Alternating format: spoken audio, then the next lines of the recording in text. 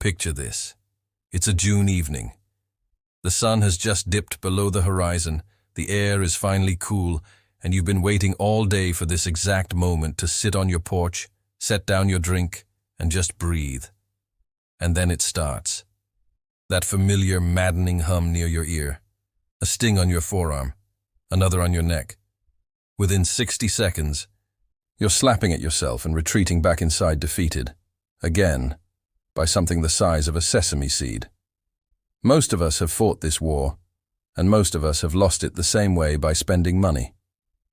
We go to the hardware store and come home with citronella candles, DEET sprays, electronic zappers, and clip-on repellent fans. We set them all up, we feel hopeful, and the mosquitoes don't care. They still find us. They always find us. But here's what I want you to imagine. A plain, dark bucket sitting quietly in the corner of your yard. Inside it, just warm water, a quarter cup of brown sugar, a teaspoon of yeast, and a tiny drop of dish soap. Total cost, $3. That bucket is catching more mosquitoes than everything else you've tried combined. His name is Elias Yoder. He's an Amish farmer from Lancaster County, Pennsylvania. No electricity, no pesticide subscription, no $400 yard spray truck. Just land, patience, and what he calls old wisdom. The kind of thinking that asks one simple question before spending a single dollar.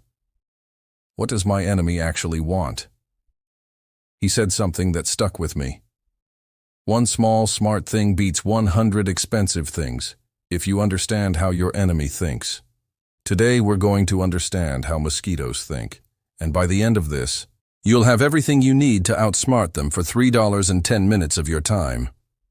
Before we build anything, we need to understand who we're actually dealing with.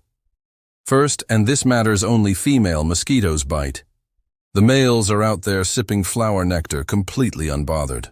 The females are the ones hunting you, and they're doing it for a specific reason. They need your blood to develop their eggs. This isn't random aggression. This is a biological mission. So how does she find you?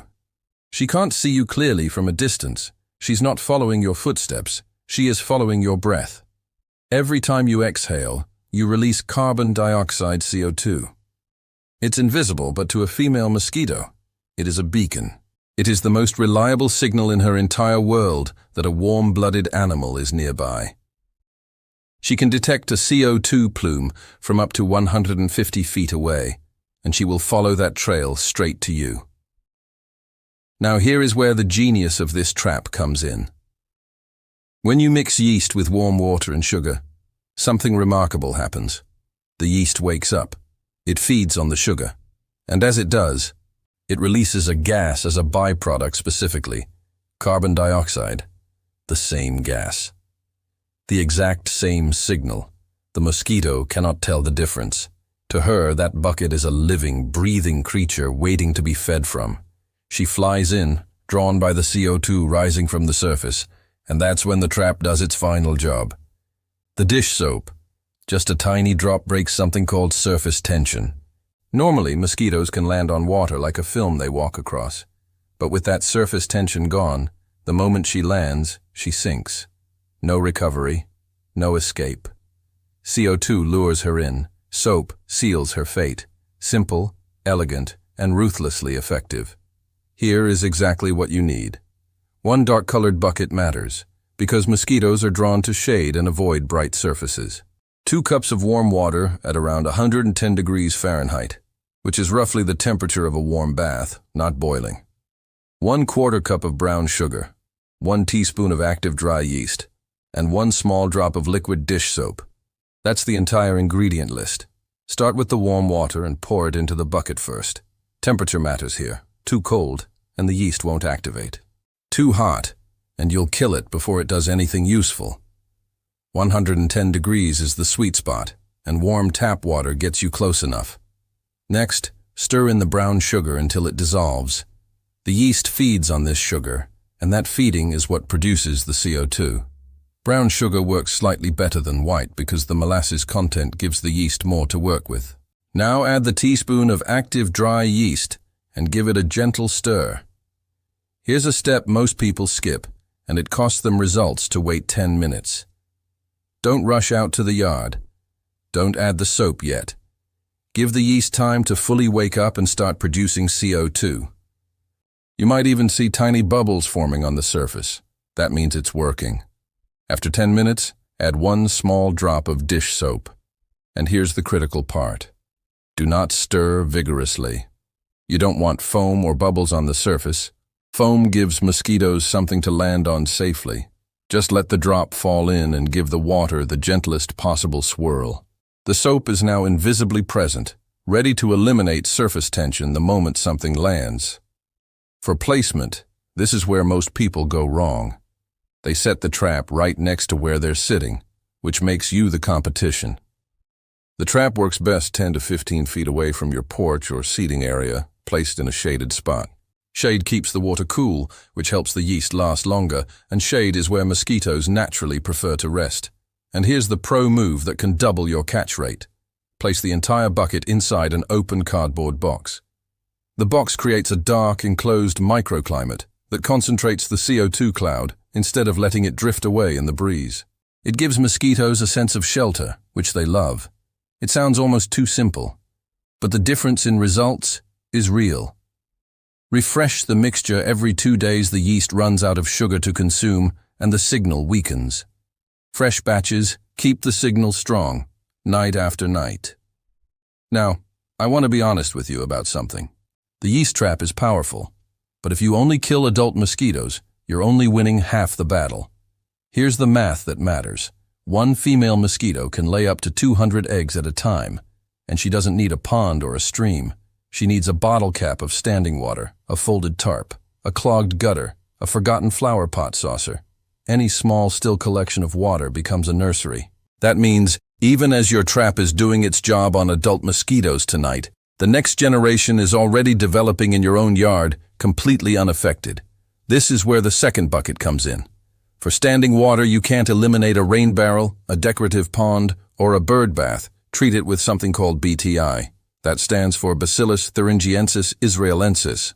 It's a naturally occurring bacteria that is lethal to mosquito larvae, but completely harmless to birds, fish, pets, and people. It comes in small donut-shaped tablets called dunks, which you simply drop into standing water. Another option is spinosad, a similarly natural treatment that works the same way. Both are widely available at garden centers and online. The combination is what makes this strategy work long-term. The yeast trap handles the adults flying around your yard tonight. The BTI, or spinosad, handles the larvae that would have become adults next week. You're attacking the mosquito population at 2 stages of its life cycle simultaneously. Think of it this way. The yeast trap is your defense. Eliminating larvae is your offense. You need both to actually shrink the population over time, not just reduce what you feel on any given evening. This is the part most products and YouTube videos don't tell you. The real solution has always been a 2-front approach. Let's talk about the white truck. You've probably seen it in your neighborhood. It pulls up, a worker steps out with a long hose, and for 20 minutes your yard gets blanketed in chemical pesticide. The company charges $300 to $500 for the visit, and for a few weeks, things get better. Then, almost exactly 3 weeks later, the mosquitoes are back. What those companies don't always mention is that the same chemicals killing mosquitoes are also killing bees and butterflies and other insects your garden and local ecosystem genuinely need. You're not solving a problem. You're paying to temporarily suppress it while quietly damaging the environment around you, and then paying again next month to do it all over.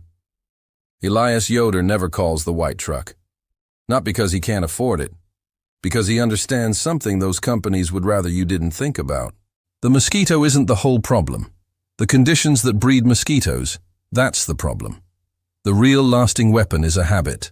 Walk your yard every few days and look for standing water. Empty the saucers under your flower pots. Clean out your gutters before the rainy season.